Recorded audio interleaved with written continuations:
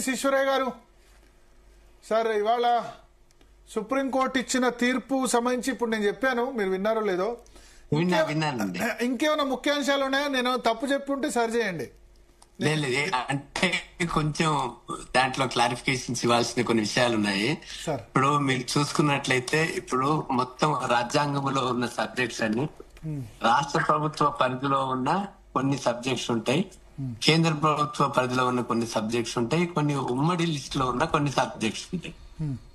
ఉమ్మడి లిస్ట్ లో ఇప్పుడు రాష్ట్ర ప్రభుత్వం పరిధిలో ఉన్న చట్టాలు చేసేది గవర్నర్ ఇస్తే అది నోటిఫికేషన్ ఇస్తే చట్టం అవుతుంది. అది కేంద్ర ప్రభుత్వం చేసే చట్టాలు అది ప్రెసిడెంట్ ఇస్తే అది నోటిఫికేషన్ ఇస్తే అది చట్టం అవుతుంది. ఇప్పుడు ఇది ఈ తెలంగాణ ఒక ప్రత్యేకమైన పరిస్థితుల్లో 9th షెడ్యూల్ విషయం. ఇది 9th షెడ్యూల్ విషయం అంటే ఇప్పుడు వీళ్ళు ఒక 2 బిల్లులు ఆర్టికల్ 31C కింద వీళ్ళు పాస్ చేసినారు. గవర్నర్ ఆమోదం పొందిన తర్వాత కేంద్ర ప్రభుత్వానికి పంపినారు for the assent of the president of India. దీనికి ప్రెసిడెంట్ ఆఫ్ ఇండియా అసెంట్ ఇస్తే అది 9th షెడ్యూల్ లో నోటిఫికేషన్ ఇస్తే ఆర్టికల్ 31B కింద రాజ్యాంగ ప్రొటెక్షన్ వస్తుంది, రాజ్యాంగం ప్రకారం ప్రొటెక్షన్ వస్తుంది. 31B ప్రకారము ఇటువంటి చట్టం ఏ రాష్ట్ర ప్రభుత్వాలు చేసినా ఏ జడ్జిమెంట్స్ ని అంటే మనకు 3 జడ్జిమెంట్స్ ఉన్నాయి. ఒకటి Indra Sawhney versus union of India, Krishnamurthy versus union of India 2010, 2021 లో Vikas Kishan Rao Gawali versus state of Maharashtra. ఈ 3 జడ్జిమెంట్ల ప్రకారము ఎట్టి పరిస్థితుల్లో 50% దాటి లోకల్ బాడీస్ లో రిజర్వేషన్స్ ఇవ్వడానికి వీల్లేదు. కాబట్టి ఇప్పుడు ఇది మామూలు చట్టం కాదు. 3 నెలలు ఇవ్వకపోతే డీమ్డ్ పర్మిషన్ అనేది అభిషేక్ సింగ్ గారు ఆర్గ్యూ చేసినారు, కోర్టు ఒప్పుకోలేదు. ఇది ఇక రాష్ట్ర ప్రభుత్వం పరిధిలో ఉన్నంత వరకు వాళ్ళు చేసి చేతులు దొరుకుతున్నారు, కేంద్రానికి పంపినారు. కేంద్ర క్యాబినెట్ అప్రూవ్ చేసి ఉభయ సభలు క్లియర్ చేస్తేనే అప్పుడు ప్రెసిడెంట్ కి కాజ్ ఆఫ్ యాక్షన్ అరౌజ్ అవుతుంది, ఆమె అసెంట్ ఇస్తుంది ఆటోమేటిక్ గా. కాబట్టి ఈ సూత్రాలు ఆటోమేటిక్ గా ఇదివరకు ఇంటరీమ్ ఆర్డర్ ప్రకారం కూడా ఇది వర్తించదు. మన 9th షెడ్యూల్ కలపడానికి ఆ సూత్రాలు ఇక్కడ వర్తించవి. కాబట్టి ఇక్కడ శరణ్యం ఒకటి ఏంది, ఓన్లీ 9th షెడ్యూల్ కలపాలంటే కేంద్ర ప్రభుత్వం ఉభయ సభలలో పాస్ చేసి ప్రెసిడెంట్ కి పంపిస్తే ఆటోమేటిక్ ఎసెంట్ తమిళనాడు లాగా దొరుకుతుంది. అప్పుడు రాజ్యాంగ భద్రత వస్తుంది. రాజ్యాంగ భద్రత వస్తే కొంతమంది ఆర్గ్యూ చేస్తున్నారు, ఇది కూడా క్వశ్చన్ చేయొచ్చు కదా, అది సిఏలో 2006 లో జడ్జిమెంట్ ఉంది.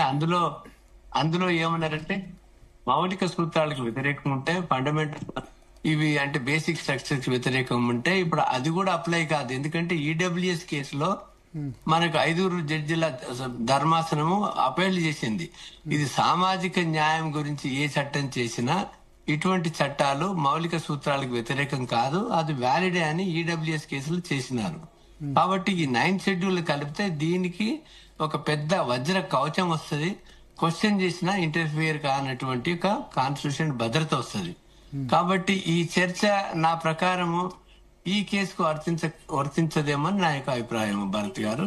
ఓకే సార్, అంటే ఇప్పుడు మనకు ఒక అన్నారు కదా డీమ్డ్ టు బి యాక్సెప్టెడ్ అని చెప్పి, మరి మీరు ఎందుకు చట్టం చేయలేదని కూడా 3 నెలల పాటు అయితే అభిషేక్ సింగ్ వాదించారు, ఇటువైపు వాళ్ళు కూడా దాన్ని ఎందుకు చేయలేదు మరి 3 నెలలు అయితే గనక అని వాదించిన సందర్భం ఉంది. ఇవాళ ఒకవేళ సుప్రీంకోర్టు జడ్జిమెంట్ గతంలో ఇచ్చిన జడ్జిమెంట్ అప్హెల్డ్ అయి ఉంటే మనం ఆ చట్టాన్ని గనక చేసుకోండి, ఎందుకంటే జీవో కంటే కొంత చట్టానికి వ్యాలిడిటీ ఉంటది కదా సార్. ఒక్క భరత్ గారు ప్లీజ్, నేను ఒక క్లియర్ గా ఎక్స్ప్లెయిన్ చేసిన, ఇప్పుడు ఇది అటువంటి చట్టాలు కాదు. ఇప్పుడు రాష్ట్రపతికి కాజ్ ఆఫ్ యాక్షన్ అరైజ్ కాదు. ఎప్పటి వరకు అయితే పార్లమెంటు ఇది పాస్ చేసి పంపిస్తుందో అంతవరకు రాష్ట్రపతి యొక్క పరిధిలో లేని విషయం. రాష్ట్రపతి దగ్గర ఒట్టిగా పెండింగ్ ఉంది, కాగితాలు పెండింగ్ ఉన్నాయి. కానీ ఉభయ సభలో వాళ్లకు క్లియర్ చేసి పంపిస్తేనే అది ఆ టైం లిమిట్ అప్లై అవుతుంది. కానీ ఉభయ సభలు క్లియర్ చేసి పంపించినాక రాష్ట్రపతి ఏ కారణం చేత కూడా ఆమె విత్హోల్డ్ చేయదు. మరి అసలు రాష్ట్రపతికి ఎందుకు పంపించారు సార్? రాష్ట్రపతి పంపించడమే తప్పు కదా? లేదు, మీరు ఆర్టికల్ 31C కింద ప్రకారం పెట్టండి. ఏ జడ్జిమెంట్లైనా ఓవర్కమ్ చేయడానికి మన రాష్ట్ర లెజిస్లేచర్ కి పవర్ ఇచ్చింది కాన్స్టిట్యూషన్. దాని కింద 31C ప్రకారము మీరు క్లాజ్ 31C మీరు ప్రొవైజర్ చూడండి, ఒక్కసారి కాన్స్టిట్యూషన్ మీరు చదవండి దయచేసి దగ్గర ఉంటే. యా. ఈ యొక్క బిల్లు మన రాష్ట్రపతి ఆమోదం పొందితేనే అవి చట్టరూపం దాలుస్తాయి, ఓకే. లేకపోతే చట్టరూపం దాలయి. కానీ ఈ ప్రొసీజర్ అంతా కాన్స్టిట్యూషన్ లో రాయబడలేదు.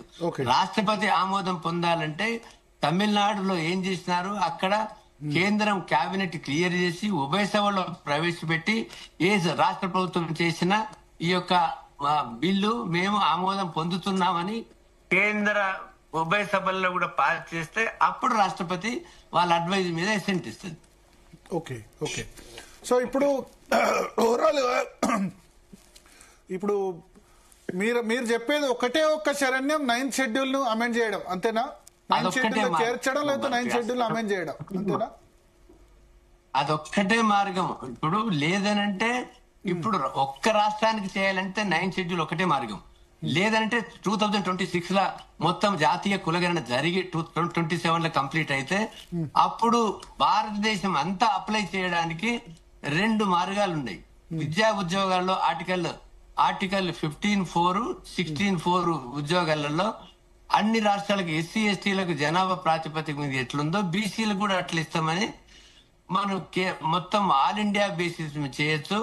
అట్లనే 243D ప్లస్ 243T దానికి మనకు ఎస్సీ ఎస్టీలకు జనాభా ప్రాతిపదిక ఎట్లా స్థానిక సంస్థలు ఇస్తాము, బీసీలకు కూడా ఏ రాష్ట్రంలో ఎంత జనాభా ఉంటే అంత ఇస్తామని పార్లమెంటు అమెండ్ చేయొచ్చు కాన్స్టిట్యూషన్. కానీ భారతదేశం అంతా చేయాలంటే పెద్ద ఉద్యమం అయ్యి చేస్తే తప్ప మరి మరి మరి బీజేపీ ప్రభుత్వం చేయదు. కాబట్టి ఒక్క రాష్ట్ర ప్రభుత్వం సంబంధించిన బిల్లు 9th షెడ్యూల్ నే తమిళనాడు లాగా కలుపుకోవడం అది ఒక్కటే. ఇంకా మరి ఇప్పుడు ఈ రాష్ట్ర ప్రభుత్వం చేసిన ఈ ఎక్సైజ్ అంతా వేస్ట్ అన్నట్టే కదా, ఏదో సాటిస్ఫాక్షన్ కోసం ఏదో మేము ప్రయత్నం చేస్తున్నాం అని చెప్పడం కోసం అంతేనా? సార్ వేస్ట్ కాదు. ఇప్పుడు మా బీసీ సంఘాలన్నీ ఉవ్వెత్తున లేచి పడుతున్నాయి. ఈ రోజు మేమేమంటున్నాము, ఇప్పుడు ఆల్ పార్టీ మీటింగ్స్ మన రాష్ట్ర ప్రభుత్వం పిలిచి బీజేపీ వాళ్ళు, బీఆర్ఎస్ వాళ్ళు, కమ్యూనిస్టులు వీళ్ళ అందరు కలిసి కేంద్ర ప్రభుత్వం మీద ఆల్ పార్టీ డెలిగేషన్ తీసుకెళ్లి ఇప్పుడు వచ్చే పార్లమెంట్ శీతాకాల సమావేశంలో 1st నుంచి 9th వరకు జరుగుతున్నాయి. కాబట్టి ఇప్పుడు ఇండియా గఠబంధన్ కు 240 సీట్స్ దాదాపుగా ఉన్నాయి. కాబట్టి అక్కడ పార్లమెంట్ లో దద్దరింపలు చేసి లేకపోతే ప్రైవేట్ బిల్లుని పెట్టి ఎవరి యొక్క నిజ స్వరూపమో వారిని బట్టబయలు చేయడానికి ఎవరు ఏ అభిప్రాయం చేస్తారో పార్లమెంట్ లో బిల్లు వీళ్ళైనా ప్రైవేట్ బిల్లు పెట్టొచ్చును. కాబట్టి మీరు పార్లమెంటు శీతాకాలం సమావేశమయ్యేంత వరకు ఈ ఎలక్షన్స్ జరపకూడదు, పోస్ట్ పోన్ చేయాలని మా యొక్క డిమాండ్. అది అంటే నేను అనేది రాష్ట్ర ప్రభుత్వం రేవంత్ రెడ్డి ప్రభుత్వం ఏదైతే ఎక్సైజ్ ఉందో ఇక వాళ్ళ చేతిలో ఏం లేదు, ఇక చేయాల్సింది కేంద్రమే కానీ ఏ చిత్తశుద్ధి రాష్ట్ర ప్రభుత్వానికి ఉన్నట్టు కనిపించలేదు. ఎందుకంటే బిల్లులు పాస్ అయిన తర్వాత ఒక్కరోజు కూడా ప్రధానమంత్రి దగ్గరికి వెళ్ళలేదు, ఆల్ పార్టీ డెలిగేషన్స్ తీసుకెళ్లలేదు. లాస్ట్ సెషన్ లో ఇండియా గఠబంధన్ వాళ్ళు ఒక్కరోజు కూడా పార్లమెంట్ సెషన్ లో లేపలేదు. జంతర్ మంతర్ దగ్గర కూడా అయిన రాహుల్ గాంధీ రాలేదు, ప్రియాంక రాలేదు. కాబట్టి ఇది ఒట్టిగా తూతుంబలని అంటే 3 పార్టీలు కూడా కుమ్ముకై బీసీలకు ద్రోహం చేయడానికి కంకణం కట్టుకున్నట్టు కనబడుతుంది. ఓకే. సో ఇప్పుడు అదొక్కటే మార్గం కాబట్టి చేయాల్సింది కేంద్రం. రేవంత్ రెడ్డి ప్రభుత్వం ఇప్పుడు వాళ్ళు ఇప్పటి వరకు చేసిన ఎఫర్ట్ మీకు ఏమనిపిస్తుంది? తూతు మంత్రంగానా, చిత్తశుద్ధ్యా? ఇప్పుడు వాళ్ళకి చిత్తశుద్ధి లేదు, ఎట్టి పరిస్థితుల్లో 2 సంవత్సరాలు కావస్తుంది. మరి కామారెడ్డి ఇదొక్కటే కాదు, కామారెడ్డి డిక్లరేషన్ లో ఇచ్చినటువంటి ఏ ఒక్క హామీని కూడా నెరవేర్చలేదు. వాళ్లకు 20,000 కోట్లు ప్రతి సంవత్సరం ఇస్తామన్నది వేయలేదు. ప్రతి మండలికి ఒకటి నవోదయ విద్యాలతో సమానంగా గురుకులాలు పెట్టలేదు, ప్రతి జిల్లా కాలేజీ పెట్టలేదు. తర్వాత మనకు అన్ని కుల వృత్తులకు ఏదైతే సాయం చేస్తారో అవి చేయలేదు, ఇండ్లు ఇవ్వలేదు. కాబట్టి ఇది అంటే స్పెషల్ గా ఈ 42% కు మాత్రం ఇప్పుడు ఫర్ ఎగ్జాంపుల్ కులగణన బయట పెట్టలేదు, డెడికేటెడ్ కమిషన్ రిపోర్ట్ పబ్లిష్ చేయలేదు, ఇంకొక expert committee justice Sudarshan Reddy గారు కంచాయిలే వాళ్ళు చేసిన ఆ రిపోర్ట్ బయట పెట్టలేదు. అంటే ఏ రకమైన ట్రాన్స్పరెంట్ గా రోజుకు మోసం, రోజుకు దగా చేసుకుంటూ పోతున్నారు. కానీ చిత్తశుద్ధితో చేసినట్టు ఇప్పుడు జంతర్ దగ్గర చేతగానోడు జంతర్ మంతర్ దగ్గర పోయి ధర్నా చేస్తాడు, చేతగానోడు ప్రధానమంత్రి దగ్గర పోయి ఒత్తిడి తెస్తాడు, పార్లమెంట్ లో ఒత్తిడి తెస్తాడు. ఏ రకమైన చిత్తశుద్ధి ఉందని చెప్పాలి భరత్ గారు? అంటే ఇంకా రాహుల్ గాంధీ వచ్చుంటే సీరియస్నెస్ ఉండేది. ప్లస్ పార్లమెంట్ లో ఇండియా కూటమి ఎంపీలు చేస్తే కొంత కేంద్ర ప్రభుత్వం మీద ఒత్తిడి పడి ఉండేది. అంతేనా? Correct brother. ఓకే, మరి దీనిలో BRS Congress role BJP Congress role major గా ఉంది చేస్తే గనక అధికారంలో ఉన్న రెండు పార్టీలు. మేజర్ గా ఉంది. బీఆర్ఎస్ కూడా చిత్తశుద్ధం కొట్లాడలేదు. ఎందుకంటే వాళ్ళు ఎప్పుడు పవర్ లో ఉన్నప్పుడు బీసీ కులగణన గురించి గానీ, బీసీ రిజర్వేషన్స్ గానీ, బీసీలు ఉసిరికాయ మూట ఇప్పితే ఎక్కడొక్కడ వెళ్ళిపోతారని కేసీఆర్ గాని, కేటీఆర్ గాని, హరీష్ రావు గాని అన్నోళ్ళు వాళ్ళకు కూడా చిత్తశుద్ధి ఉంది అని చెప్పడానికి లేదు. అది ఓకే, ఒకరి మీద ఒకరు తప్పులు చేయించుకుంటున్నారు. ఇప్పుడు ఎట్లా మరి సర్పంచ్ ఎన్నికలేమో పెట్టేస్తున్నారు. ఇక ఎంపీటీసీ జెడ్పీటీసీ చూస్తాం హైకోర్టు అవుట్కమ్ ఆధారంగా అంటారు. హైకోర్టు ఇప్పుడు మళ్ళీ 24th ఉందనుకుంటా హీరింగ్, కానీ జడ్జిమెంట్ వచ్చేసరికి మినిమం 3-4 నెలలైనా పడుతుంది కదా? లేదు పట్టదండి. అది ఇప్పుడు ఏ కేసు ఉన్నది హైకోర్టులో. ఇప్పుడు ఇది ఒక్కటే కాకుండా 9th జీవో కాకుండా వేరే కేసు కూడా ఎన్నికలు పెట్టాలని వేరే వాళ్ళు పోయినారు. అందులో ఖచ్చితంగా మీరు ఎన్నికలు పెట్టాలని డైరెక్షన్ ఇస్తుంది. ఈ ఎలక్షన్స్ ఎవడు ఆపలేడు. ఎందుకంటే రాజ్యాంగబద్ధంగా జరగబోయే ఎలక్షన్స్ ఆపడని ఏ హైకోర్టు ఇవ్వదు. కాబట్టి గవర్నమెంట్ మీద రెండు కత్తులు ఎలాడుతున్నాయి. ఒకటేమో 42% ఇవ్వలేని స్థితి, ఇంకొకటేమో ఎన్నికలు జరిపేటువంటి యొక్క పరిస్థితులు ఏర్పడ్డాయి. కాబట్టి ఈ పరిస్థితులలో వాళ్ళకి ఇంకొక నాటకం ఆడుతున్నారు. ఏమి, మేము పార్టీ పరంగా 42% ఇస్తామని. మీరు గ్రామ పంచాయతీ ఎలక్షన్ అందులో పార్టీలు ఉంటాయా సార్? ఎంబర్ ఉంటుందా sir?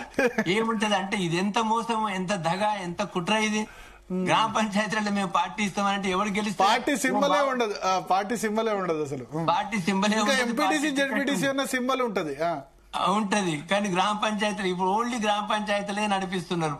Panchayat board member, panchayat సర్పంచ్లు, ఇంక వేరేం నడిపిస్తలేదు. కాబట్టి ఈ రకంగా ఇంకో మోసం చేయడానికి, తెరపై చేయడానికి ఎవరు గెలిచినా మావోడే అని కాంగ్రెస్ చెప్పుకుంటది, వేరే పార్టీలు కూడా చెప్పుకుంటారు. ఇప్పుడు హైకోర్టు ఫుల్ మ్యాటర్ వినాలి కదా. దాదాపు 30 మందికి పైగా పిటిషన్ ఫైల్ చేశారు. అది ఆ జడ్జిమెంట్ బట్టి మేము ఫర్దర్ గా వెళ్తాం అంటున్నారు. సార్ భరత్ గారు, ఇప్పుడు ఈ line of action already decide అయింది. ఇంద్రసాన్లు డిసైడ్ అయింది. కృష్ణమూర్తి వర్సెస్ యూనియన్ ఆఫ్ ఇండియాలో 2000 లో అయింది. ఇక కిషన్ రావు వికాస్ అది గౌలీ కేసెస్ లో ఈ మహారాష్ట్రలో ఇంట్లో ఏం టైం పట్టది. ఈ ఆర్గ్యుమెంట్స్ అయినా 3 రోజులలో జడ్జిమెంట్ వస్తుంది. ఓకే, సో అది లేట్ ఏం కాదు.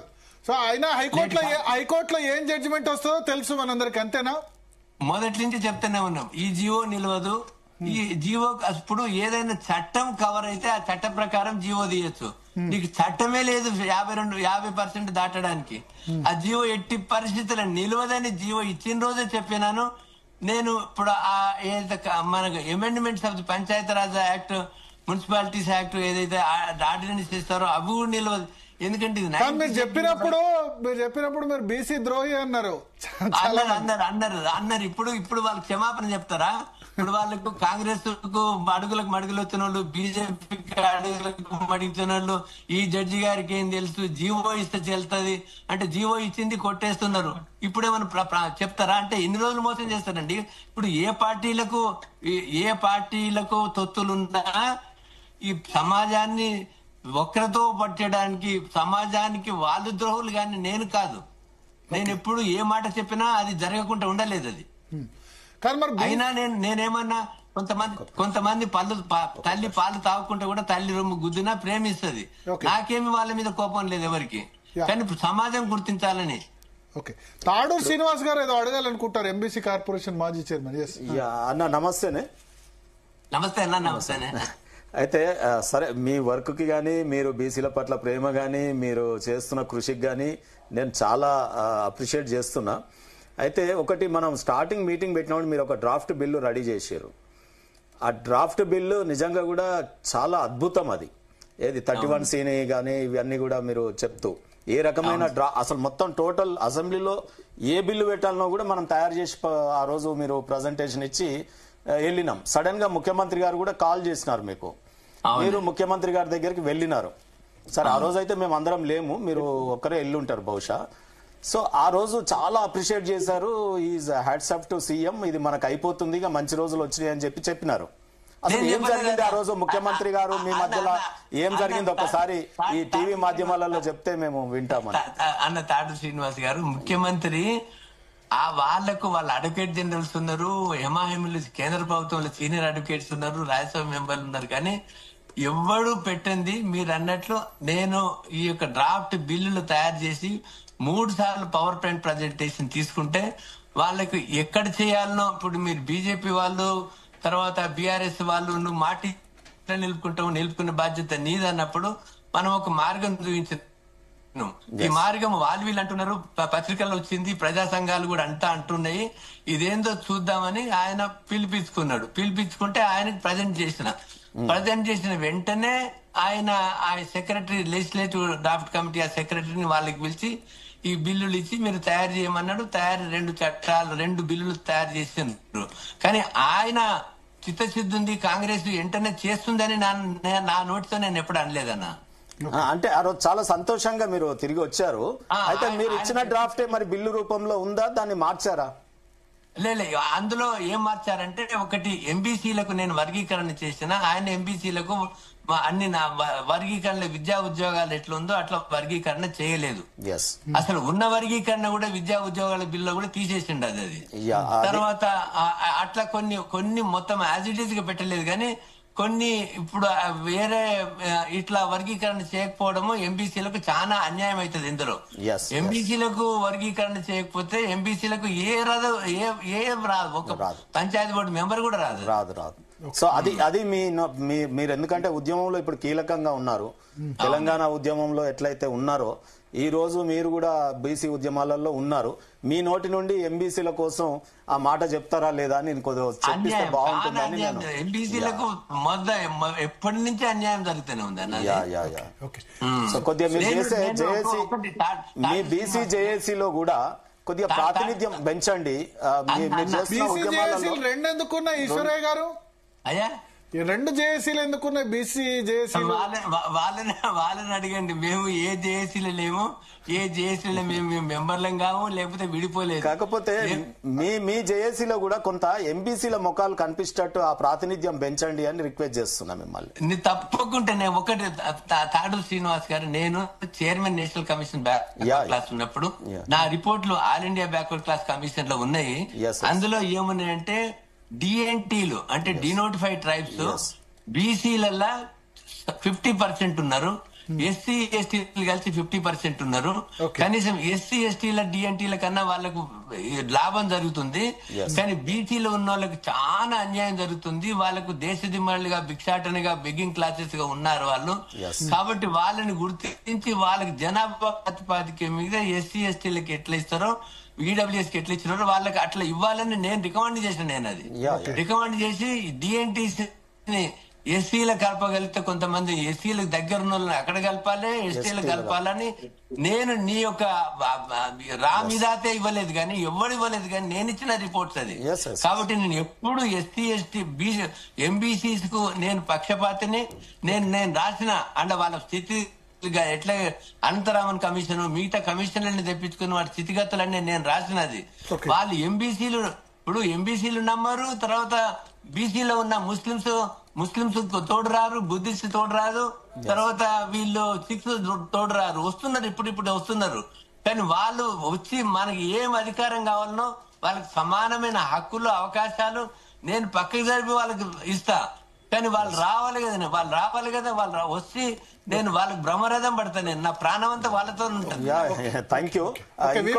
ఇంకొక చిన్న విషయం అన్న భరత్ గారు, ఇంకొక చిన్న విషయం ఏంటంటే, ఇప్పుడు మీరు చేస్తున్న ఉద్యమం నిజంగా కూడా మీరు మాట్లాడుతున్న విషయాలు మీతో సాన్నిహిత్యంగా నేను కూడా మీతో ఉద్యమాలలో ఉన్నా కాబట్టి ఐ అప్రిషియేట్ యూ. బట్ ఇంకొకటి ఏంటంటే, బీసీ వర్గీకరణ ఏదైతే ఉందో, అనంతరామన్ కమిషన్ ఏదైతే చేసిందో 1970s లో 75 అనుకుంటా కదా అన్న, అది 70లో ఇచ్చినారు. సో నేను దాన్ని కూడా ఏబిసిడి వర్గీకరణ సరిగా జరగలేదు, శాస్త్రీయబద్ధత లేదు. ఎందుకంటే మీకు అనేక కులాలు బీసీ బిలో ఉన్నాం, కొన్ని ఏది మీకు కుమ్మరి కావచ్చు, నేను సంపూర్ణ అది మళ్ళీ రీవర్గీకరణ జరగాలి, అది కరెక్ట్ గా జరగాలి. అప్పుడు పొలిటికల్ ఇన్ఫ్లుయెన్స్ తో కొన్ని కులాలు యాడ్ అయినాయి. వర్గీకరణలో కూడా బీసీడీలో కొన్ని పెట్టినారు, అవి అన్యాయం. కొన్ని కులాలు ఇంకా బీసీఏకి రావాల్సినటువంటి అవసరం కూడా ఉన్నాయి. సో అటువంటి కూడా వర్గీకరణ మళ్ళీ జరగాలి జనాభా ప్రాతిపదికన. ఇది కొట్లాటలు పెట్టించేదే ఉంది. కొన్ని కులాలు బీసీ బి నుంచి మమ్మల్ని ఏ కలపండి అనగానే ఏలో ఉన్నటువంటి వాళ్ళు వ్యతిరేకం చేసేటటువంటి పరిస్థితి ఉంటుంది. సో ఈ భేదాభిప్రాయాలు లేకుండా జనాభా ప్రాతిపదికన బీసీఏ ఇంకా పెంచి, ఏది రిజర్వేషన్ కోటా మనకు పెంచి, ఇప్పుడు 10% ఉన్నదాన్ని ఇంకా 15కో 7 ఉందా, అది ఎంత ఉందో దాన్ని పెంచి ఈ బీసీ బిలో సిలో డిలో ఉన్నటువంటి కొన్ని కులాలను, సి కాదు డిలో ఉన్నటువంటి బిలో ఉన్నటువంటి ఏలో చేరిస్తే బాగుంటుంది అనేది నా ఒకటి. ఇప్పుడు వర్గీకరణ ఎట్లా చేయాలంటే ఇప్పుడు కులగానే చేసిండ్రు, అవి పబ్లిక్ చేయాలా. పబ్లిక్ చేసి social, educational, employment, political, cultural ఇవన్నీ ఫ్యాక్టర్స్ తీసుకొని 100 మార్కులు ఇస్తే అందులో 1 నుంచి 10 వరకు ఒక గ్రూపు, 10 నుంచి 20 వరకు ఒక గ్రూపు, 20 నుంచి 30 వరకు ఒక గ్రూపు. సైంటిఫిక్ గా ఎవరి స్థానం ఆ గ్రూప్ లో పెడితే అందరికి సమన్వయం జరుగుతుంది. బెస్ట్ మోడల్ అటువంటి రోజు రావాలి. ఓకే. సో